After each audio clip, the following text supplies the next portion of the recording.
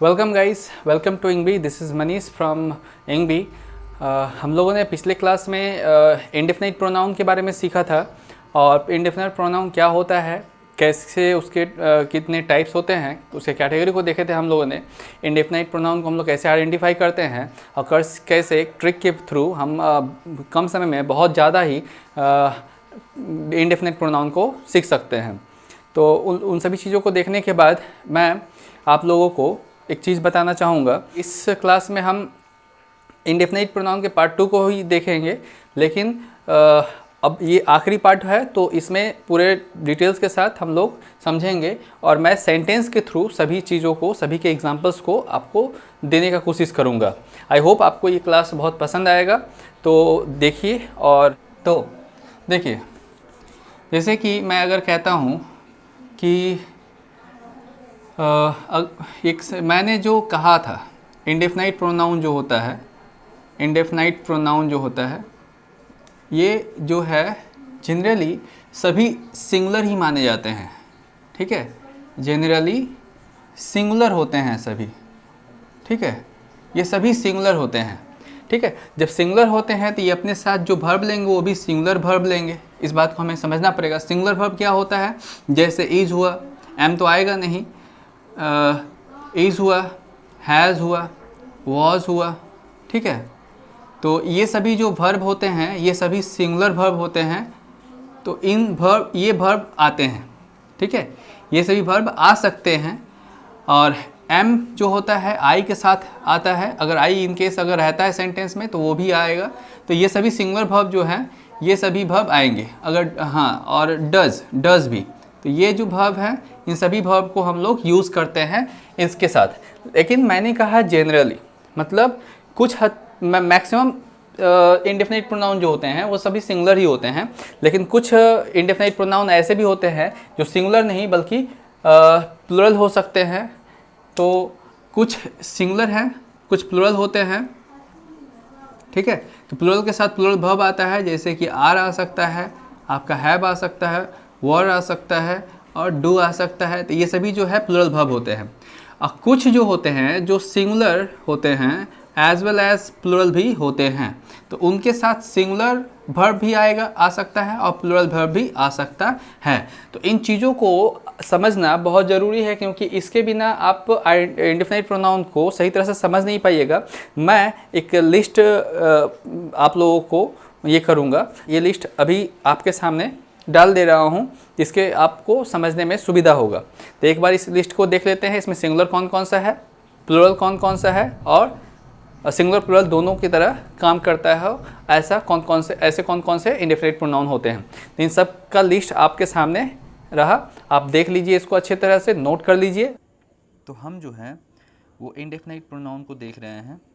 Indefinite pronoun जो है इसके डेफिनेशन मैंने यहाँ ऊपर लिख दिया है। It doesn't refer to a specific person, place और थिंग। जैसा कि मैंने बताया आप लोगों को कि ये अनिश्चित होता है, किसी पर्सन, प्लेस और थिंग को स्पेसिफाई नहीं करता है, उसके बारे में नहीं बताता है। तो इसके अंतर्गत जितने भी प्रोनाउंस आते हैं वो सभी जो हैं थर्ड पर्सन की तरह बिहेव होते हैं, और इसमें से कुछ सिंगुलर होते हैं, कुछ प्लुरल और कुछ दोनों ही तरह बिहेव करते हैं, मतलब सिंगुलर और प्लुरल दोनों की तरह। तो अब हम देखेंगे सिर्फ सिंगुलर यूज़ करने वाले प्रोनाउंस, जिसके अंतर्गत जो प्रोनाउंस आते हैं उन सभी को देखेंगे। और हाँ, ये जो प्रोनाउंस होते हैं ये हमेशा सिंगुलर वर्ब ही लेते हैं अपने साथ। तो चलिए देख लेते हैं इन्हें। जैसे someone, somebody, something, anyone, anybody, anything, everyone, everybody, everything, no one, nobody, nothing, each, every, one, another, other, little, less, much, either and neither. ये सभी जो हैं सभी सिंगुलर होते हैं। चलिए आप देख लेते हैं जो सिर्फ प्लुरल होते हैं। जो सिर्फ प्लुरल होते हैं ये अपने साथ सिर्फ प्लुरल वर्ब को ही लेते हैं, क्योंकि ये प्लुरल होते हैं। चलिए इसे भी देख लेते हैं। Both, few, many, several, others, ये सभी जो हैं सिर्फ प्लूरल की तरह बिहेव करते हैं और सभी इंडेफिनाइट प्रोनाउन होते हैं। अब हम देखेंगे जो सिंगुलर और प्लूरल दोनों ही होते हैं, और हाँ, इसके साथ सिंगुलर और प्लूरल दोनों ही वर्ब आ सकते हैं। ये डिपेंड करता है सेंटेंस के स्ट्रक्चर पर, सिचुएशन पर, कि सिंगुलर अगर सब्जेक्ट रहता है तो सिंगुलर वर्ब, प्लूरल रहेगा तो प्लूरल वर्ब लेंगे। चलिए इसे देख लेते हैं। All, some, more, most, none, such and any, ये सभी जो है आपके सिंगुलर और प्लूरल सिचुएशन के अकॉर्डिंग हो सकते हैं। तो इसे हम अब सेंटेंसेस के थ्रू समझ लेते हैं। चलिए अब हम आगे बढ़ते हैं, ठीक है। तो चलिए देखते हैं। तो यहाँ पर देखिए, ये जो मैंने लिखा है यहाँ पर सिंगुलर प्रोनाउन के बारे में मैंने लिखा है। यहाँ पर सिंगुलर प्रोनाउन कहने का मतलब ये है कि हम इसमें सिर्फ सिंगुलर प्रोनाउन के बारे में देखेंगे। सिंगुलर इंडेफिनाइट प्रोनाउन जो होते हैं वो क्या होते हैं। तो इंडेफिनाइट का मतलब ही मैंने बताया था कि इसे इंडेफिनाइट क्यों कहते हैं, लास्ट प्रीवियस वीडियो में आप देख सकते हैं वहाँ पर जाकर। तो यहाँ पर देखिए, something is wrong, something is wrong, something is wrong मतलब कुछ तो गलत है, कुछ तो गलत है, ठीक है। यहाँ पर ये जो है ये आपका इंडेफिनाइट प्रोनाउन है। इसके बाद हमारा हेल्पिंग वर्ब आया है, तो इसका ये जो है हमारा सब्जेक्ट की तरह काम कर रहा है यहाँ पर। तो समथिंग जो है किसके बारे में बात बोला जा रहा है, कुछ तो गलत है। कुछ तो गलत है मतलब वो इंडेफिनाइट है, यानी कि ये जो है हमारा इंडेफिनाइट प्रोनाउन है। यहाँ पर देखिए इसके साथ हेल्पिंग वर्ब जो है वो यूज़ किया गया है। उसके बाद someone has broken the chair, किसी ने तोड़ दी। किसने तोड़ी पता नहीं, लेकिन कोई तो है जिसने चेयर तोड़ दिया। तो कोई एक व्यक्ति के बारे में बोला जा रहा है यहाँ पर, वैसे इसके साथ सिंगुलर वर्ब यूज़ किया गया है। आपको सभी चीज़ों को बहुत ध्यान से गौर से देखना पड़ेगा ताकि आप सभी चीज़ों से रिलेटेड जो भी डाउट्स हैं आपके वो क्लियर हो सके आपके, ठीक है। आगे बढ़ते हैं। एनीथिंग इज़ पॉसिबल, कुछ भी पॉसिबल है। एनीथिंग यहाँ पर सिंगुलर चीज़ को डिनोट कर रहा है। कुछ भी पॉसिबल है, कुछ भी मतलब 10 चीज़ों में से कुछ भी पॉसिबल है। ईच एंड एवरी मतलब हर चीज़ पॉसिबल है उसमें से। तो इसलिए यहाँ पर एनी की बात हो रहा है, कोई चीज़ भी पॉसिबल है, हर चीज़ पॉसिबल है इसका मतलब, ठीक है। तो यहाँ पर एनीथिंग जो है सिंगुलर है, इसके लिए हेल्पिंग वर्ब जो है वो भी सिंगुलर ही आया है। नेक्स्ट नंबर जो है उसको हम देखते हैं एवरीथिंग। एवरीथिंग जो है ये भी सिंगुलर है, क्योंकि एवरीथिंग मतलब क्या होता है, बहुत सारे ग्रुप में से मैं एवरी और ईच में आपको अंतर अगर समझाना चाहूँ तो ईच एंड एवरी में क्या अंतर होता है, तो देखिए मैं यहाँ पर बता रहा हूँ आप लोगों को। ईच वर्सेस एवरी, इन दोनों में क्या अंतर होता है।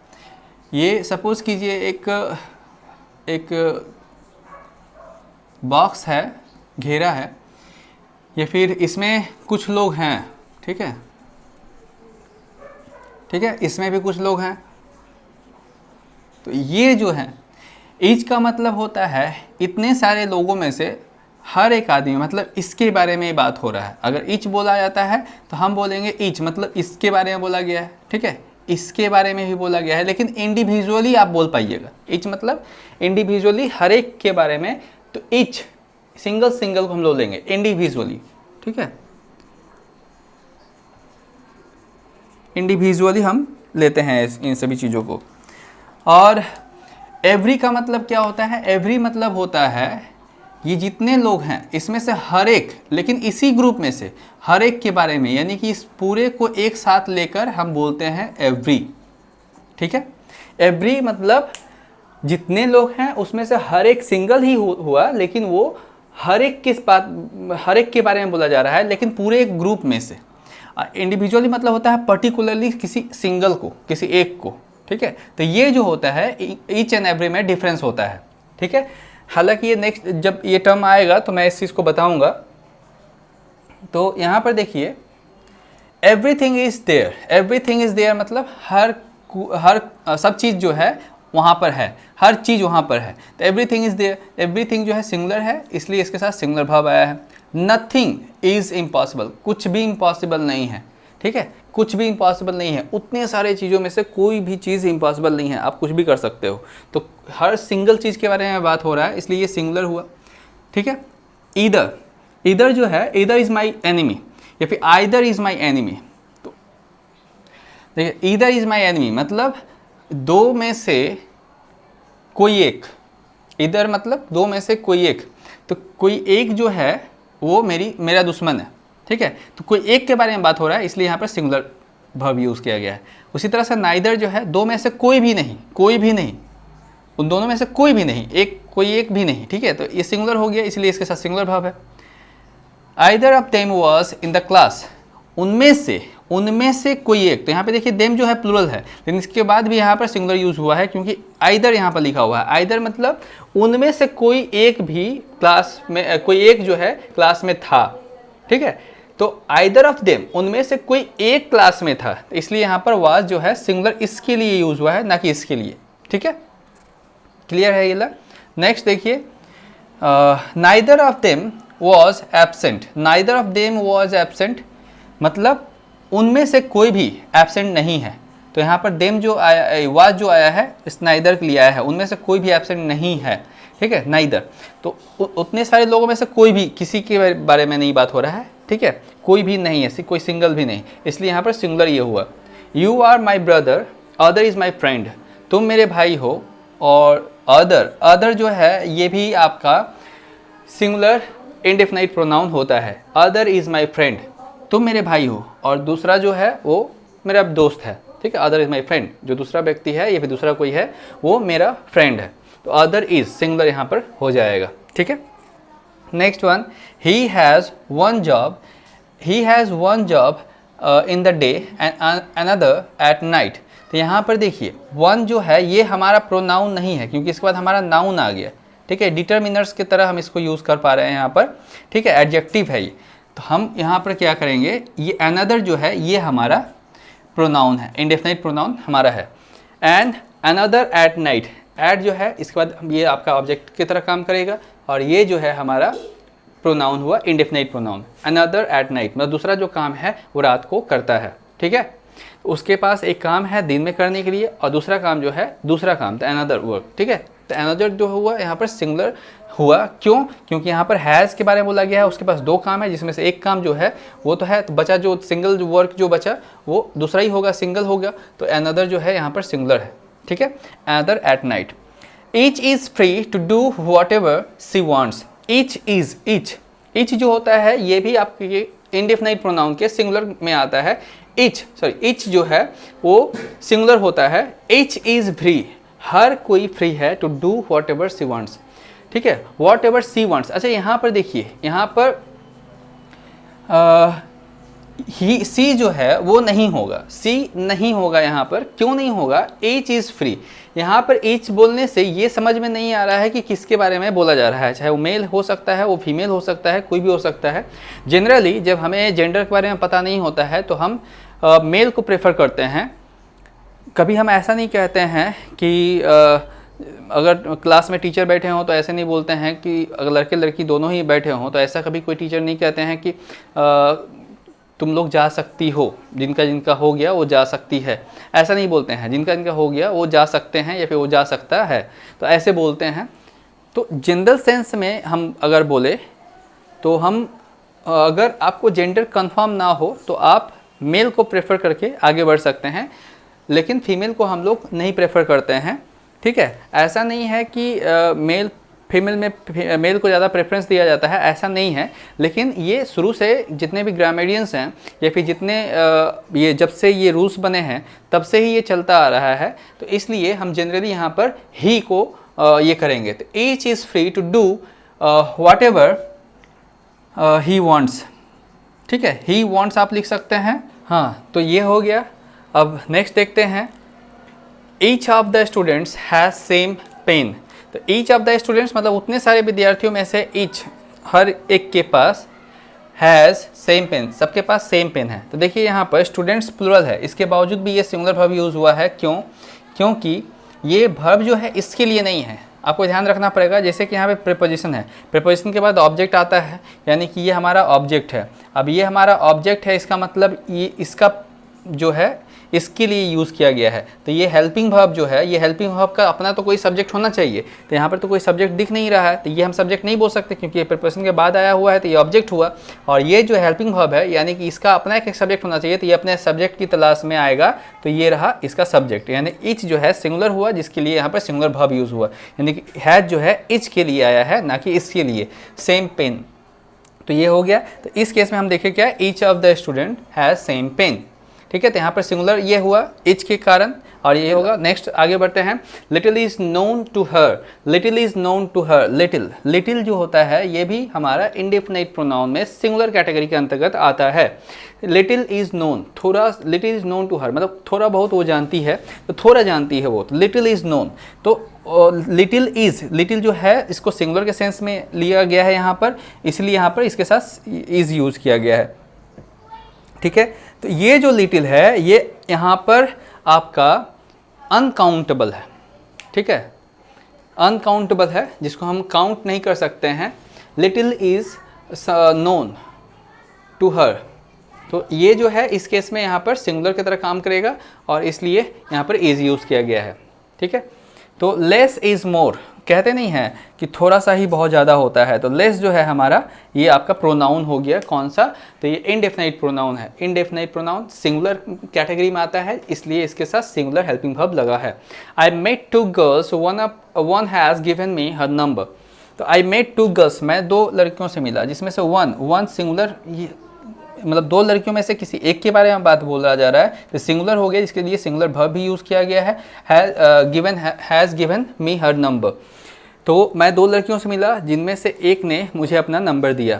तो वन हैज़, वन दोनों में से किसी एक के बारे में बात हो रहा है, इसलिए सिंगुलर हुआ। नेक्स्ट, इनफ इज़ इनफ, बहुत हो गया, बोलते नहीं है बहुत हो गया, हद हो गया, चलो ठीक है बहुत, अब इससे ज़्यादा बर्दाश्त नहीं होता, तो इनफ इज़ इनफ। तो ये जो इनफ हम बोल रहे हैं ये हमारा प्रोनाउन हुआ।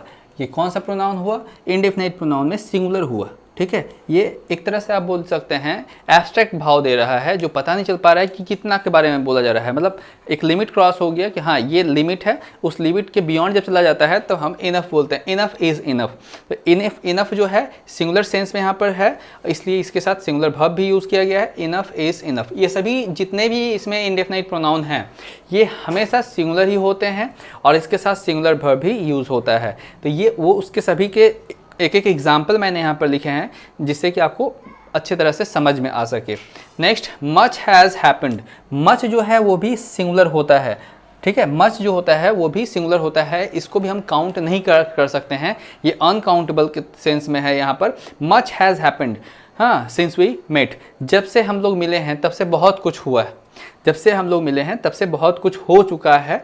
Much has happened since we met, तो यहाँ पर देखिए वो बहुत कुछ क्या है, हम उसको काउंट नहीं कर सकते हैं, एक पर्टिकुलर पूरे को, होल को एक चीज़ मान रहे हैं।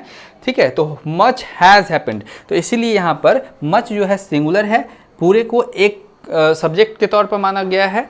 मच हैज़ हैपेंड, बहुत कुछ हो चुका है।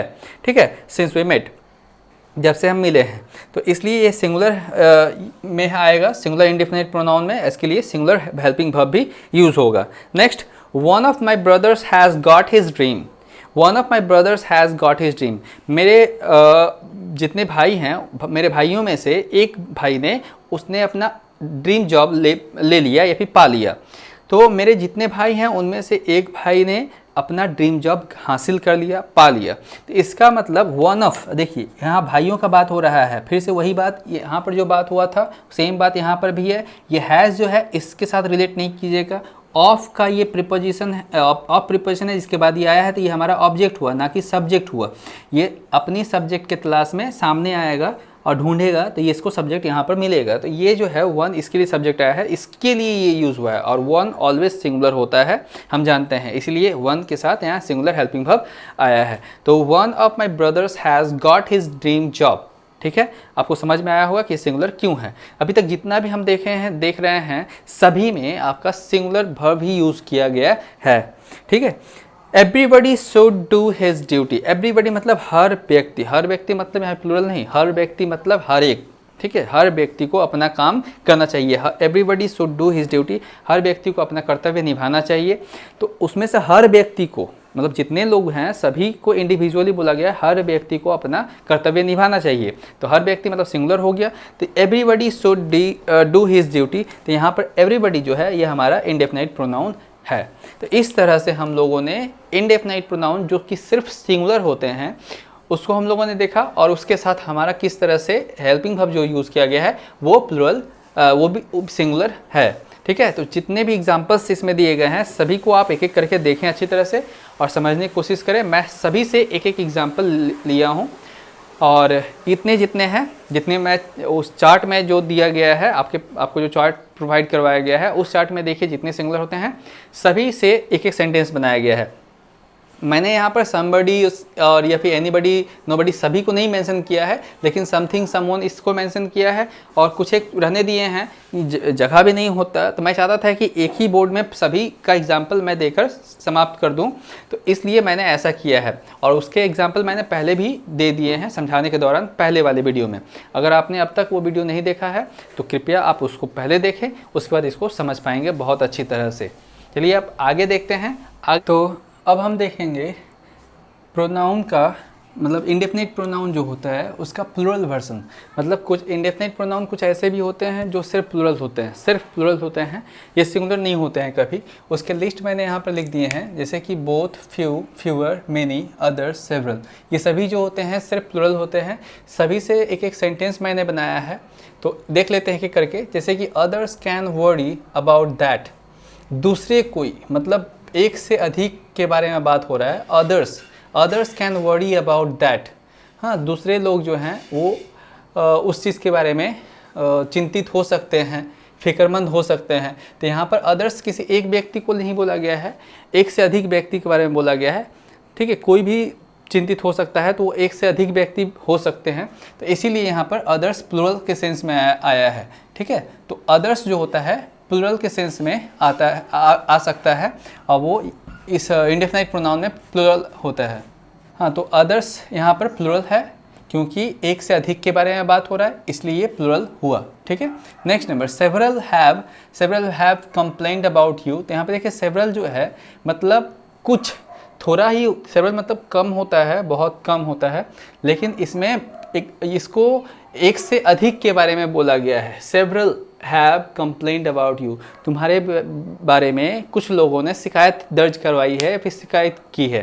तो कुछ लोगों ने, सेवरल हैव, सेवरल पीपल अगर लिखते हैं तो सेवरल एडजेक्टिव की तरह काम करेगा, इसलिए हम सेवरल पीपल नहीं लिखकर सिर्फ सेवरल लिखेंगे। ये हुआ प्रोनाउन और इसके साथ प्लूरल वर्ब भी यूज़ किया गया है। ठीक है, नेक्स्ट अदर्स आर। अदर्स यहाँ पे देखिए क्लियर है, प्लूरल है। Others are stupid not you, दूसरे लोग बेवकूफ़ हो सकते हैं, तुम लेकिन नहीं हो, तो अदर्स आर स्टूपिड। ठीक है, both of my hands are busy. तो यहाँ पर बोथ जो है इसके लिए यूज़ हुआ है, ये हमारा इसके अकॉर्डिंग आर आया है ऐसा नहीं है, बोथ के लिए आया है, ये आर जो है बोथ के लिए आया है। ठीक है, बोथ एक से अधिक का बात हो रहा है, दो में से दो, तो both of my hands are busy, इसलिए यहाँ पर इसका यूज़ किया गया है। Both are left to the station.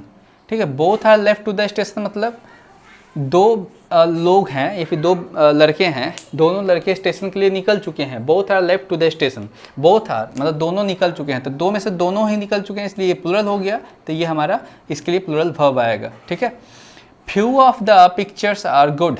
Few of the pictures, यहाँ पे पिक्चर्स भले ही प्लूरल हो लेकिन उसमें से कुछ पिक्चर का बात हो रहा है, मतलब बहुत सारे में से थोड़ा सा।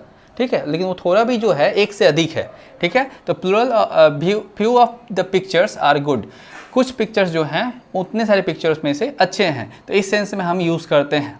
ठीक है, अच्छा सम का भी हम यहाँ पे यूज़ कर सकते हैं। सम जो होता है फ्यू से कुछ ज़्यादा होता है और फ्यू बहुत कम के सेंस में होता है, लेकिन ये भी, इसमें भी एक से अधिक होता है और उसमें भी एक से अधिक होता है, तो इसके लिए हम यहाँ पर फ्यू का यूज़ किए हैं क्योंकि मुझे फ्यू वाला बताना था। तो फ्यू से भी सेंटेंस को बनाया जा सकता है, few of the pictures are good.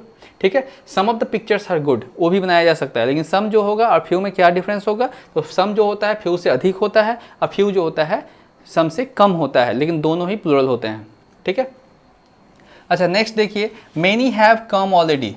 Already बहुत लोग आ चुके हैं पार्टी में। ठीक है, तो मेनी हैव कम, तो मेनी मतलब यहाँ प्लूरल, हैव प्लूरल वर्ब लिया है इसने, यहाँ पर भी अच्छा ये फ्यू के लिए तो आर हो गया, तो मेनी हैव, मेनी के साथ हैव यूज़ किया गया है, प्लूरल वर्ब है, यानी कि ये जो है हमारा प्लूरल है। Next number, fewer are smoking these days. Fewer are smoking these days मतलब फ्यूअर जो होता है जब कोई चीज़ कम होने लगता है तब, मतलब पहले जितने लोग करते थे अब अभी उतने लोग स्मोकिंग नहीं करते हैं, मतलब संख्या में गिरावट आई है। इसका मतलब अभी भी कुछ लोग करते हैं, मोर देन 1 तो है ही, इसलिए यहाँ पे फ्यूअर यूज़ किया गया है। फ्यूअर कंपेयर करने के लिए बताया गया है, पिछले वाले की तुलना में इस बार कुछ लोग कम हो गए हैं, कुछ लोग स्मोकिंग करते हैं अभी के समय में, तो इसलिए कंपेयर किया गया है। इसलिए यहाँ पर जो है कंपैरेटिव डिग्री का यूज़ किया गया है, फ्यू का comparative degree fewer are smoking these days. कुछ लोग जो हैं अभी भी स्मोकिंग करते हैं पहले के तुलना में, पहले ज़्यादा लोग करते थे, अभी उससे कम लोग करते हैं, तो फ्यूअर। तो देयरफॉर यहाँ पर फ्यूअर होगा और उसके लिए प्लूरल वर्ब भी यूज़ किया गया है। तो हम लोगों ने देखा ये जो है प्लूरल वर्ब लेते हैं, ये सभी जितने भी इंडेफिनाइट प्रोनाउन है ये सभी प्लूरल होते हैं, जिसकी वजह से प्लूरल वर्ब भी लेते हैं। तो इस एग्जाम्पल्स के थ्रू आप आसानी से समझ सकते हैं। इसके बाद हम देखेंगे ऐसे इंडेफिनाइट प्रोनाउंस जो सिंगुलर तो होते ही हैं और साथ ही साथ वो प्लूरल भी होते हैं। तो ऐसे प्रोनाउंस को किस तरह से टैकल करते हैं इसको हम नेक्स्ट स्लाइड में देखते हैं। उसके बाद हम लोग देखेंगे, मैंने इसके पहले बोल दिया था कि उसके बाद हम लोग देखेंगे कि किस तरह से इसके एरर्स को हम फाइंड आउट करते हैं, किस तरह से हम गलतियों को पहचानते हैं इंडेफिनाइट प्रोनाउन को। इन चीज़ों को हम उसके बाद देखेंगे। फिलहाल हम देखते हैं कि कौन कौन से इंडेफिनाइट प्रोनाउन है जो सिंगुलर और प्लूरल दोनों की तरह बिहेव करते हैं। तो चलिए अब देख लेते हैं हम कौन कौन से इंडेफिनाइट प्रोनाउंस होते हैं जो सिंगुलर और प्लूरल दोनों ही हो सकते हैं। मैंने कोशिश किया है कि सभी का सिंगुलर और प्लूरल वर्जन का दोनों का एग्जांपल दे सकूं आप लोगों को, so that you can understand better. इसीलिए ये थोड़ा लंबा हो गया, लेकिन अब देखते हैं सिंगुलर और प्लूरल इंडेफिनाइट प्रोनाउन कौन कौन से होते हैं। ऑल, एनी, मोर, मोस्ट, नन, सम, सच, ये जितने भी होते हैं ये सभी आपके सिंगुलर और प्लूरल दोनों ही होते हैं। तो एक एक करके सबका एग्जाम्पल देख लेते हैं। जैसे कि यहाँ पर देखिए, नन ऑफ देम इज़ होगा कि आर होगा, कैसे समझेंगे इसको। तो देखिए यहाँ पर नन ऑफ देम, बहुत सारे लोगों में से मैंने कुछ लोगों को इनवाइट किया, उसका भी एग्जांपल मैंने आगे दिया है। तो बहुत सारे लोगों को मैंने इनवाइट किया, उनमें से कुछ लोग आ रहे हैं, कुछ लोग नहीं आ रहे हैं। तो जो लोग आ रहे हैं, मैंने सपोज़ कि 10 लोग हैं, 10 लोग में से 4 लोग आ रहे हैं, 6 लोग नहीं आ रहे हैं। तो 4 लोग आ रहे हैं, 4 व्यक्ति आ रहे हैं, तो इसका मतलब क्या हुआ, नन ऑफ देम। अगर कोई नहीं आ रहा है तो कोई बात नहीं, नन जो होता है 2 से ज़्यादा के लिए यूज़ किया जाता है, ठीक है। तो नन सिंगुलर भी हो सकता है, प्लूरल भी हो सकता है। तो नन ऑफ देम, उनमें से कोई भी नहीं आ रहा है, ठीक है, उनमें से कोई भी नहीं आ रहा है। मतलब इसको अगर आप 10 में से 6 आप 4 आने वाले थे वो भी नहीं आ रहा है, अगर ऐसे कहते हैं तो वो 4 प्लूरल हो जाता है। तो इस सेंस में हम यहाँ पर आर लगाएंगे। तो none of them are coming, ऐसे ये सही होगा, ठीक है, none of them are coming. लेकिन अगर आप बोलते हैं none of them is coming, तो भी वो गलत नहीं होगा, वो सही होगा। अगर नन ऑफ देम, हम 2 ही लोगों को मैंने इनवाइट किया था, दोनों में से कोई एक भी नहीं आया, तो इसलिए, या फिर 2 से अधिक लोगों के लिए, सॉरी 2 से अधिक मतलब 3 लोगों 4 लोगों को मैंने इनवाइट किया था, जिसमें से कोई भी नहीं आया और एक आदमी आने वाला था वो भी नहीं आया, तब उस केस में ये इज जो है ये भी हमारा सही माना जाएगा, ठीक है। लेकिन मुख्य तौर पर यहाँ पर हम आर ही लगाएंगे, none of them are coming. तो दोनों ही सही हो सकता है, सिचुएशन पर डिपेंड करता है कि किस सिचुएशन में ये बोला गया है, तो उसके अकॉर्डिंग आर और इज दोनों ही लगेगा। फिलहाल यहाँ पर आर मैं लगा रहा हूँ। मोर इज़ या आर कमिंग, तो मोर मतलब एक से ज़्यादा हो गया और एक से ज़्यादा के लिए हम आर यूज़ करते हैं, तो हमारे लिए आर सही होगा यहाँ पर। तो आर यहाँ पर करेक्ट हमारा आंसर होगा। मोर ऑफ इट, तो यहाँ पे देखिए इट सिंगुलर है, तो इसके लिए हमारा इज़ हेल्पिंग वर्ब जो होगा वो हमारा सही होगा। Is required, more of it is required, तो इसलिए यहाँ पर इज़ आएगा इसके लिए वजह से। मोस्ट ऑफ द बुक, यहाँ पर बुक जो है सिंगुलर में है, जिसकी वजह से यहाँ पर हेल्पिंग वर्ब जो आएगा वो भी सिंगुलर होगा। Most of the book is interesting, ठीक है। हम इसको कलेक्टिवली समझ रहे हैं, मतलब एक ग्रुप की तरह समझ रहे हैं। अगर सेपरेट आप समझिएगा तो उसके लिए next example most of the books बोलना पड़ेगा आपको, मोस्ट ऑफ द बुक्स। अगर इसको प्लूरल लेते हैं तो इसके लिए आपका प्लूरल वर्ब भी यूज़ किया जाएगा। Most of the books are interesting, ठीक है। Most of the book is interesting, तो ये हम सब्जेक्ट के अकॉर्डिंग देखकर कर रहे हैं कि क्या ये होगा। तो यहाँ पर ये ऑब्जेक्ट है, लेकिन इसके बेस पर हम इसको डिसाइड कर पा रहे हैं कि क्या होगा। तो मोस्ट जो है सिंगुलर भी हो सकता है, मोस्ट प्लुरल भी हो सकता है, हालांकि इसके लिए सब्जेक्ट मोस्ट ही है, लेकिन हम इससे डिसाइड कर पा रहे हैं कि वो सिंगुलर होगा कि प्लुरल होगा इस केस में। ठीक है, अभी देखिए most have gone to their house, जितने लोग आए थे उसमें से ज़्यादातर लोग चले गए। तो मोस्ट हैज़ हम यूज़ करें कि हैव यूज़ करें, तो ज़्यादातर लोग चले गए, इसका मतलब हैव। तो most have gone to their house, यहाँ पर वैसे भी देयर यूज़ किया गया है, मतलब एक से अधिक के बारे में बोला गया है, इसका मतलब हमारा हैव जो है वो 100% सही आंसर है। Most have gone to their house. ठीक है, नेक्स्ट आई इन्वाइटेड 5 पीपल, ये 5 फ्रेंड्स जो भी आप बोलिए, I invited 5 friends but none of has have come, कोई नहीं आया। मैंने 5 लोगों को इनवाइट किया था, लेकिन 5 में से कोई भी नहीं आया। तो कोई भी नहीं आया, 5 में से 3 आ सकते थे लेकिन वो भी नहीं आए, 2 आ सकते थे वो भी नहीं आए। तो यहाँ पर हम हैव का यूज़ करेंगे, अगर हैज़ यूज़ करते हैं तो भी सही माना जाएगा, गलत नहीं माना जाएगा। तब हैव अगर हैज़ यूज़ करते हैं, इसका मतलब आप 2 लोग थे, 2 या 3 लोग थे, उसमें से एक आने वाला था तो वो भी नहीं आया। और अगर हम हैव यूज़ करते हैं, इसका मतलब 5 लोग थे, यहाँ पे जैसे बोला ही गया है 5 लोग हैं, 5 में से 3 लोग आने वाले थे वो भी नहीं आए। तो इसीलिए यहाँ पर हम इस सेंस में इसको यूज़ कर रहे हैं कब, जब हम देख रहे हैं कि मोर देन 2 हो रहा है तो, और इसको हम जब देख रहे हैं सिंगुलर एक के लिए यूज़ कर पा रहे हैं। तो ये सेंस पर डिपेंड करता है। I invited 5 but none has come या फिर none have come, both are correct. जो आपको सेंटेंस में जिसके अकॉर्डिंग बोला जा रहा है, जो सेंटेंस का भाव है, अर्थ है, उसके अकॉर्डिंग आप यूज़ करें इसका। ठीक है, next number none of the equipment, यहाँ पर आपको ज़्यादा अच्छा तरह से क्लियर हो पाएगा। नन ऑफ द इक्विपमेंट, अगर आप इक्विपमेंट बोल रहे हैं, इक्विपमेंट मतलब कोई बहुत सारे इक्विपमेंट होते हैं, जैसे कि मैं अगर बोलूँ कंप्यूटर पार्ट्स बहुत सारे, या फिर मोबाइल के पार्ट्स जो होते हैं, तो डिफरेंट इक्विपमेंट हैं। उन सभी इक्विपमेंट्स को हम एक साथ कलेक्टिवली बोल रहे हैं, तो ये एक को डिनोट करेगा। ठीक है, एक को डिनोट करेगा, जिसके कारण से इस सिंगुलर के लिए ये हमारा सही होगा। लेकिन अगर आप इसके जगह पर आप बोलते हैं कंप्यूटर्स बोलते हैं या फिर मोबाइल्स बोलते हैं, नन ऑफ द कंप्यूटर्स, तब यहाँ पर एस लग गया। कंप्यूटर्स मतलब जो इक्विपमेंट है या फिर जो कंप्यूटर्स के बारे में बोला जा रहा है, जो पार्ट्स के बारे में बोला गया है, वो इंडिविजुअल हो गया। मतलब हम उसको ये जो है आपका ये इस सेंस में देखिएगा तो ये अनकाउंटेबल है, इस सेंस में देखिएगा तो ये काउंटेबल है।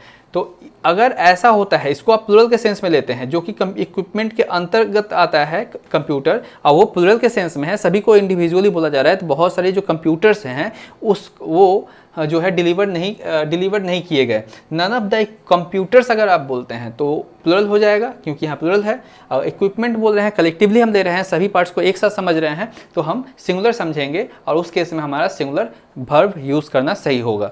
तो इस तरह से हमारा वॉच सही होगा। लेकिन मैं फिर से बोल रहा हूँ, अगर आप कंप्यूटर्स बोल रहे हैं तो कंप्यूटर वाले जो केस में आपका इसके साथ ये हेल्पिंग वर्ब लगाना सही होगा, लेकिन इस वाले केस में ये हेल्पिंग वर्ब लगेगा। आई होप आपको समझ में आया होगा। Next, are any of his advice helpful. अभी देखिए आर यहाँ पर यूज़ किए हैं, एनी ऑफ हिज, तो इससे पता नहीं चल पा रहा है, हम यहाँ एडवाइस देख रहे हैं, तो एडवाइस हमारा सिंगुलर है, जिसकी वजह से हमारा सिंगुलर ये है, तो सिंगुलर वर्ब भी लेना चाहिए। इसका मतलब आर जो है वो गलत है, इसके यहाँ पे क्या होना चाहिए, is any of his advice helpful. क्या उसका जितना भी एडवाइस दिए उसमें से कोई एडवाइस ऐसा है जो हेल्पफुल साबित हुआ। तो एक एडवाइस के बारे में बोला जा रहा है, इसलिए यहाँ पर इज होगा।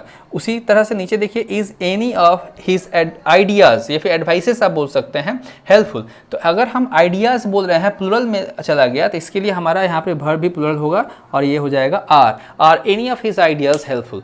तो यहाँ पे आइडियाज़ प्लुरल अगर बोल रहे हैं तो इसके वजह से यहाँ जो हेल्पिंग वर्ब लगेगा वो भी हमारा प्लुरल होगा, और यहाँ पर अगर सिंगुलर आप बोल रहे हैं तो उसके वजह से जो वर्ब लगेगा वो सिंगुलर होगा। तो इस तरह से हम लोग समझ पा रहे हैं कि एनी, देखिए दोनों में ही एनी है, एनी सिंगुलर के सेंस में भी आता है, एनी प्लुरल के भी सेंस में आता है।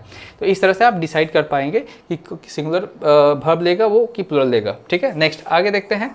ऑल इज या आर वेल, हम 3 इडियट मूवी देखें, उसमें हम लोग सुनते हैं ऑल इज वेल बोलता है, all is well, all is well. तो ऑल इज वेल जो बोलता है क्या ऑल इज़ वेल सही है? अभी देखिए, मैं अगर बोलता हूँ, आपसे कोई पूछे कि तब तुम्हारा हाल कैसे चल रहा है, तो मैं कहता हूँ कि मेरा बिज़नेस भी ठीक है, मेरा स्कूलिंग भी ठीक है, मेरा कॉलेज लाइफ भी ठीक चल रहा है, या फिर मेरा पढ़ाई ठीक चल रहा है, मेरा जॉब भी ठीक चल रहा है, तो सब चीज़ ठीक है। तो सबको अगर कलेक्टिवली एक साथ हम बोलते हैं कि हाँ सब ठीक है, तो उस केस में हम इज बोलेंगे, क्योंकि वो पूरे को हम एक चीज़ से डिनोट कर रहे हैं, ऑल। ठीक है, ऑल इज़ वेल, तो वहाँ पर हम ऑल को सिंगुलर समझेंगे तो ऑल इज़ वेल बोलेंगे। लेकिन अगर हम सबको इंडिविजुअली समझते हैं कि ना मेरा बिजनेस भी ठीक है, ठीक है, मेरा स्कूलिंग या फिर मेरा कॉलेज जो चल रहा है वो भी सही है, मेरा जॉब जो चल रहा है वो भी सही है, तो हम सबको अगर इंडिविजुअली ले रहे हैं तो ऑल आर वेल बोलना पड़ेगा हमें, ऑल आर वेल। ठीक है, तो यहाँ पर इस केस में यहाँ इज भी बोलना सही है और आर भी बोलना सही है, यानी कि आप इज बोलिए या फिर आर बोलिए, बोथ आर करेक्ट। लेकिन बोलचाल के भाषा में आप इजी बोलते हैं ज़्यादातर, लेकिन आपको याद रखना पड़ेगा सेंटेंस वहाँ पर जहाँ एग्ज़ाम में दे रहेंगे तो वहाँ पर आपको देखना पड़ेगा कि क्या बोला जा रहा है, सेंटेंस का अर्थ क्या है और क्या वो फील करवा रहा है, इंडिविजुअल ले रहा है सबको कि कलेक्टिवली ले रहा है, उसके अकॉर्डिंग आपको वर्ब लगाना पड़ेगा। ठीक है, तो ऑल इज़ वेल भी सही होता है, ऑल आर वेल भी सही होता है। मैंने आपको समझा दिया ये चीज़। नेक्स्ट आगे देखते हैं, all of the cake is या आर स्पॉइल्ड। जितना केक था, तो पूरा का पूरा को हम ऑल बोल रहे हैं। ऑल मतलब समझ पा रहे हैं, एक केक है, पूरे को हम एक केक कह रहे हैं, तो all is, all of the cake is. क्यों? क्योंकि यहाँ पर एक केक का ही बात हो रहा है, तो इज यहाँ पर हमारा सही होगा। All of the cake is spoiled, पूरा का पूरा केक बर्बाद हो गया। लेकिन वहीं पर केक जो है पार्ट कर दिया जाता है, फिर उसका स्लाइस कर दिया जाता है, या फिर उसको कप केक्स में बदल दिया जाता है, all of the cup cakes. तो कप केक्स देखिए यहाँ पर प्लुरल है, तो एक से अधिक हो गया, इसका मतलब यहाँ पर उन सभी को, एक से ज़्यादा के लिए भी हम लोग ऑल यूज़ करेंगे, सभी जितने हैं, जितने कप केक्स हैं सभी के बारे में बात हो रहा है। ठीक है, तो all of the cup cakes जो है प्लुरल हो गया, जिसके लिए हमारा वर्ब जो आएगा वो भी प्लुरल आएगा। तो इस केस में हम प्लुरल लेंगे और इस केस में हम सिंगुलर वर्ब लेंगे, क्योंकि यहाँ सिंगुलर को हम समझ रहे हैं। मैं फिर से बोल रहा हूँ, रिपीट कर रहा हूँ, यहाँ पर जितने भी चीज़ आए हैं उनमें से अगर हम सिंगुलर वर्ब ले रहे हैं तो हम उसको कलेक्टिवली एक चीज़ समझ रहे हैं। ठीक है, आप सबको ही करके एग्जाम्पल को देखें, खुद से बनाने की कोशिश करें। अगर आपको कोई दिक्कत होता है तो फिर मैं हूँ, आप मुझे कमेंट करके पूछ सकते हैं। Next, some of the information is are important. तो क्या होना चाहिए? Some of the information, some of the information, यहाँ पर इंफॉर्मेशन सिंगुलर है, इंफॉर्मेशन क्या है? सिंगुलर है, तो सम ऑफ द इंफॉर्मेशन इज होगा यहाँ पर। क्यों? क्योंकि एक इंफॉर्मेशन के बाद बोला जा रहा है और इंफॉर्मेशन सिंगुलर होता है, तो इसकी वजह से यहाँ पर इज आएगा। लेकिन सम ऑफ द एडवाइसेस, यहीं पर इंफॉर्मेशन ना बोलकर सेम सेंटेंस लिखा हुआ है, लेकिन मैंने यहाँ पर एडवाइसेस कर दिया जो कि प्लुरल में है। अगर ये प्लुरल में है तो इसकी वजह से कौन सा वर्ब लेना चाहिए इसको? तो आर, प्लुरल वर्ब लेना चाहिए। दैट्स वाई यहाँ पर आर होगा और यहाँ पर इज होगा। तो सम ऑफ द एडवाइसेस, अगर ये प्लुरल है तो इसके वजह से यहाँ पर प्लुरल होगा। अगर some of the information, some of the advice ऐसा ये बोलता है, सिंगुलर में अगर रहता है तो उसके अकॉर्डिंग जो वर्ब आएगा वो भी सिंगुलर होगा। तो इस तरह से हम पहचान पाते हैं कि कौन सा सेंटेंस सिंगुलर में होगा, मतलब इनमें से कौन कब सिंगुलर में होगा, कब प्लुरल में होगा। हम एक एक करके सभी एग्जांपल्स को देख लिए। अभी यहाँ पर मैं शायद, आई होप मैंने एक छोड़ दिया है, सच वाला मैंने छोड़ दिया है, तो मैं सच वाला एक एग्जांपल आपको बता दे रहा हूँ, लिख दे रहा हूँ, जगह नहीं है। ठीक है, हाँ, तो मैं लिख दे रहा हूँ यहाँ पर नीचे, जैसे कि 16 नंबर, सच इज़ लाइफ बोलते हैं हम इस तरह से, ऐसी ज़िंदगी है। तो यहाँ पर जो ये सच जो है सिंगुलर की तरह यूज़ हुआ है, क्योंकि एक ज़िंदगी के बारे में बोला गया है। सच ज़िंदगी ऐसा ही होता है या फिर ऐसा है, तो ये इस केस में सच जो है सिंगुलर है हुआ हमारा। ठीक है, एक ही ज़िंदगी के बारे में बोला जा रहा है। लेकिन अगर मैं वहीं पर आपको बोलता हूँ 17 नंबर कि सच वेयर,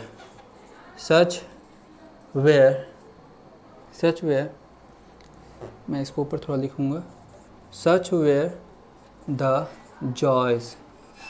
ठीक है, जॉयज़ मतलब खुशी, सच वेयर द जॉयज़। ठीक है, आपको आई होप दिखाई दे रहा होगा, सच वेयर द जॉयज़। यहाँ पर देखिए मैंने इसको प्लुरल लिखा है, मतलब बहुत सारी खुशियों में से ये जो हैं कुछ ऐसी खुशियाँ हैं, जॉय। ठीक है, जॉयज प्लुरल है, यहाँ पर भी प्लुरल वर्ब आया है, इसलिए बहुत सारी खुशियों में से कुछ एक खुशियों को लिया गया है, तो इसकी वजह से सच वेयर प्लुरल हो गया। तो सच जो है सिंगुलर भी हो सकता है, सच प्लुरल भी हो सकता है। सेंटेंस पर डिपेंड करता है कि सेंटेंस में क्या थॉट पर दिया, सेंटेंस को किस थॉट पर दिया गया है, कैसे हम उसको समझ रहे हैं, उसके अकॉर्डिंग हमें वर्ब लगाना चाहिए।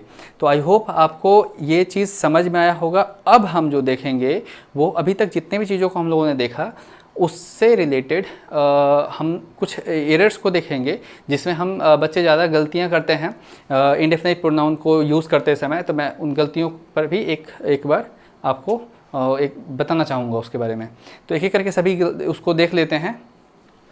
सो अब हम देखेंगे लास्ट एरर्स से रिलेटेड कुछ क्वेश्चंस, और ये आप मतलब बहुत इंपॉर्टेंट है इन चीज़ों को समझना, जिससे कि आप गलतियाँ नहीं कर पाएंगे। इंडेफिनिट प्रोनाउन में जितने भी मैंने चीज़ों को बताया है 2 वीडियो में, इस पूरे अगर वीडियो को आप देख लेते हैं तो मुझे पूरा विश्वास है कि आप इंडेफिनिट प्रोनाउन को लेकर कभी फिर कोई डाउट नहीं रखेंगे। तो चलिए इस चीज़ को हम आगे बढ़ाते हुए अब एरर्स को देख लेते हैं। तो both of them are coming, both of them are coming मतलब क्या? मान लीजिए यहाँ पर बोथ जो है 2 लोगों को बोला गया है, तो 2 लोगों को हम देम बोल सकते हैं क्योंकि एक से अधिक हो गया, ठीक है। इसका मतलब ये 2 देम जो है सिर्फ 2 लोगों को ही बताता है, सिर्फ 2 लोगों के बारे में बता रहा है। इसकी वजह से यहाँ पर बोथ जो है हमारा आंसर सही है, ठीक है। अगर 2 से अधिक होता तो हम यहाँ पर कुछ और लगा सकते थे, ऑल ऑफ देम लिख सकते थे, लेकिन यहाँ पर हम बोथ लगाया गया है तो इसका मतलब 2 लोग ही हैं और 2 लोगों के बारे में ही बोला गया है, इसलिए बोथ ऑफ देम बोला जाना सही है। अगर 2 से अधिक होते, मोर देन 2 होते, अगर 2 होते तो हम क्या लगाते, यहाँ पर ऑल लगाते। इस बात को ध्यान में रखना पड़ेगा, ठीक है। और समझ में भी आ गया होगा आपको क्या इसमें ये है। तो ये पूरी तरह से सही सेंटेंस है। यहाँ पर इसको लेकर अगर किसी को डाउट है तो नहीं होना चाहिए, क्योंकि बोथ हम 2 के सेंस में, 2 एक से अधिक के सेंस में यूज़ कर सकते हैं, और देम जो है उसके लिए भी यूज़ कर सकते हैं, ठीक है। तो बोथ ऑफ, नेक्स्ट सेंटेंस देखिए, both of them are not coming. Both जो होता है ये आपको हमेशा पॉजिटिव सेंटेंस में यूज़ करना होता है। बोथ जो है इसको हम पॉजिटिव सेंटेंस में हमेशा यूज़ करते हैं। नेगेटिव सेंटेंस जो होता है उसमें हम नहीं यूज़ कर सकते हैं बोथ को, ठीक है। क्यों? तो यहाँ पे देखिए both of them are not आ गया, तो इसका मतलब 2 लोग हैं, दोनों में से both of them are not coming, दोनों नहीं आ रहे हैं, तो इसको हम ऐसे नहीं बोलते हैं तब। तो इस सेंटेंस को हमको ये बोथ को हटाना पड़ेगा, ठीक है। तो उसके यहाँ पे क्या लिखेंगे, नीदर, NEITHER, सॉरी यहाँ फर्स्ट लेटर कैपिटल में होगा, neither of them are not coming. चूँकि यहाँ पर 2 लोगों का ही बात हो रहा है और नीदर जो है 2 में से किसी एक को भी नहीं के लिए आता है, मतलब दोनों में से कोई नहीं, तो इसलिए यहाँ पर नीदर मैंने यूज़ किया, ठीक है। नहीं तो मैं नन भी यूज़ कर सकता था, लेकिन मैं नीदर यूज़ किया क्योंकि यहाँ पर 2 लोगों का ही बात हो रहा है। बोथ ऑफ देम, तो मैं बोथ ऑफ देम ना लिखकर neither of them are not coming, sorry neither of them are coming. तो अगर मैं नीदर यहाँ पर लगाता हूँ तो हमें नॉट भी हटाना पड़ेगा, क्योंकि नीदर में ही नेगेटिव सेंस आ जाता है। तो neither of them are coming, ठीक है, दोनों में से कोई भी नहीं आ रहे हैं, ठीक है। तो इस तरह से हमारा आंसर ये सही हो जाएगा। नेक्स्ट देखते हैं, either of those 3 candidates can be selected. उन 3 कैंडिडेट्स में से कोई एक सेलेक्ट हो सकता है। तो आइदर जो है 2 के लिए यूज़ किया जाता है, यहाँ पर 3 बोला गया है, इसका मतलब ये आइदर नहीं होना चाहिए। यहाँ पर हम एनी का यूज़ करेंगे, एनी ऑफ दोज 3 कैंडिडेट्स, मतलब उन 3 कैंडिडेट्स में से कोई एक कैंडिडेट्स जो है, कोई एक, एनी मतलब कोई एक candidates can be selected, select हो सकता है। तो इसलिए यहाँ पर एनी होगा, क्योंकि 3 के लिए हम कभी भी आइदर नहीं लगाते हैं, आइदर हमेशा 2 के लिए यूज़ किया जाता है, तो इसलिए यहाँ पर एनी होगा हमारा, ठीक है। तो ये हमारा सेंटेंस अब सही हो गया।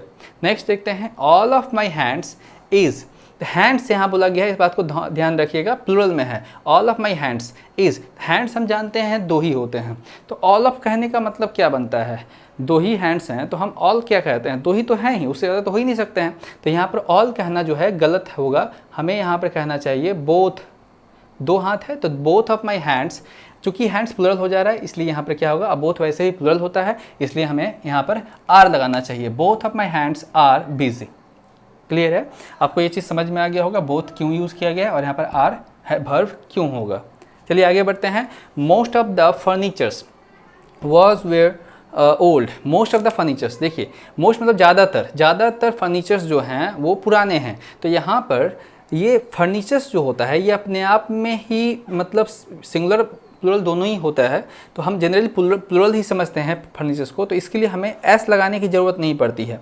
फर्नीचर में हम कभी एस नहीं लगा, फर्नीचर्स नहीं हम कहते हैं, ठीक है। तो most of the furniture was, तो फर्नीचर जब सिंगुलर हो गया तो इसके लिए सिंगुलर वर्ब भी आना चाहिए, इसलिए यहाँ पर वॉज कहना सही होगा। मोस्ट जो है उस आप अगर ध्यान दिए होंगे तो मोस्ट जो है आपका सिंगुलर प्लूरल दोनों ही प्रोनाउन में यूज़ होता है इंडेफिनाइट के, तो इसलिए यहाँ पर सिंगुलर प्रोनाउन की तरह यूज़ होगा। अगर आप इसके जहाँ पर प्लूरल यूज़ करना चाहते हैं तो आपको फर्नीचर, पूरे किसी भी तरह के फर्नीचर को फर्नीचर कहते हैं, चाहे चेयर टेबल कुछ भी हो, हाँ डेस्क, सभी को मिलाकर फर्नीचर ही हम कहते हैं। तो उसको कलेक्टिवली हम ले रहे हैं तो एक हो गया, इसलिए हम यहाँ पर फर्नीचर वर्ड यूज़ किए हैं जिसके लिए सिंगुलर वर्ब भी आया है।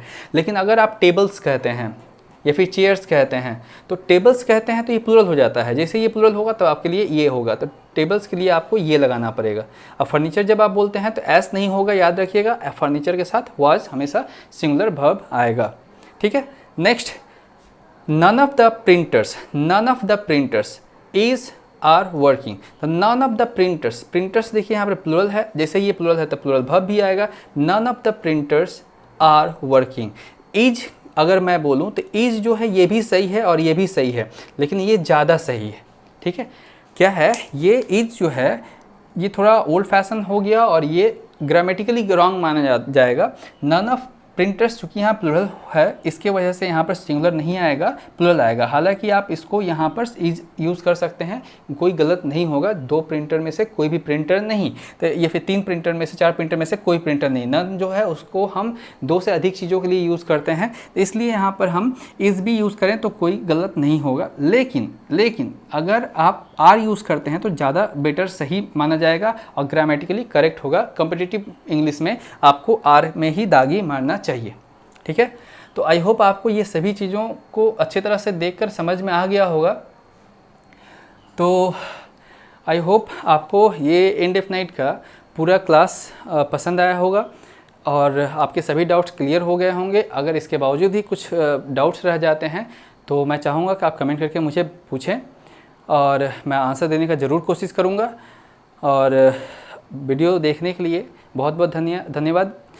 जैसा कि आप देख ही रहे हैं कि मैं बहुत ज़्यादा मेहनत कर रहा हूँ, सिर्फ इसलिए क्योंकि मैं वो सॉलिड जो एक मतलब बहुत अच्छे तरह से यूट्यूब पर कुछ ऐसा कुछ बताना चाहता हूँ जिससे कि ज़्यादा लोग प्रभावित हो, ज़्यादा लोग इस चीज़ को सीख पाए और उसके जो डाउट्स हैं उनके वो क्लियर हो पाएँ।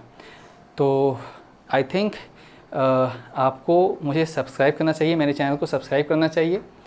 और मैं फिर से चाहूँगा कि आप मेरे चैनल को शेयर करें अधिक से अधिक लोगों तक, लाइक बटन ज़रूर दबाएं और बने रहें मेरे चैनल के साथ। मैं नेक्स्ट क्लास में दूसरे प्रोनाउन के बारे ऊपर डिस्कस करूँगा। तो मिलते हैं नेक्स्ट क्लास में। Stay sound and happy.